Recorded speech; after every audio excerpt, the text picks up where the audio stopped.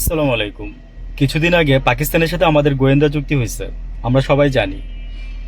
হয়ে গেছে অলরেডি 10 বছরের জন্য সম্ভবত গোয়েন্দা চুক্তি হয়েছে। তো সব দেশের সাথে যদি সব দেশের একটা গোয়েন্দা চুক্তি থাকতে পারে, তাহলে পাকিস্তানের সাথে করতে আমাদের সমস্যা কোথায়? পাকিস্তানের সাথে আমাদের কোনো বর্ডার নাই, আমরা গোয়েন্দা চুক্তি করতেই পারি। কিন্তু এটা নিয়ে আমাদের যে পার্শ্ববর্তী কান্ট্রি আছে, তাদের দেখলাম যে গুম হারাম হয়ে গেছে।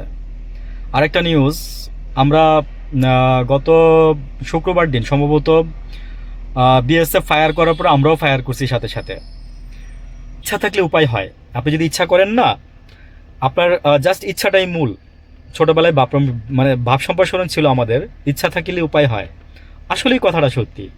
আপনি ইচ্ছা থাকলে আপনি যে কোনো দুর্গম কাজ, যে কোনো দুর্গম অবস্থা থেকে আপনি নিজেকে সফলভাবে উত্তরায় নিয়ে আসতে পারবেন, কিন্তু ইচ্ছাটা থাকতে হবে আপনার। আচ্ছা, এই যে দেখেন রামিসার যে ঘটনাটা, হ্যাঁ, মানে আল্লাহ বাচ্চাটাকে তো বেহেস নসিব করুক, আমি সেই দোয়া মন থেকে করি। কিন্তু ঘটনা হচ্ছে যে আপনার যদি ইচ্ছা থাকে, আপনি এই রামিসার বিচার 7 দিনে করতে পারেন। কিভাবে জানেন? আপনি জরুরি ভিত্তিতে একটা সংসদ ডাকেন। আপনি সংসদে আপনার কিংবা মনে করেন এটা এটা অসম্ভব, অনেকে বলবেন যে অসম্ভব, এটা নিয়মে নাই, ধারাই নাই, এই নাই সেই নাই, বুঝলাম।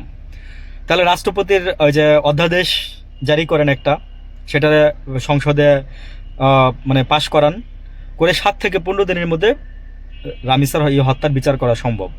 আজকে জামাত যদি হইতো না, তাহলে দেখতেন যে এই বিচার হয়ে যাইতো এতদিনে। বাংলাদেশ তো একটা আমূল পরিবর্তন হইতো। হুম। এখানে অনেকে অনেক ধরনের পারসেপশন দিবেন।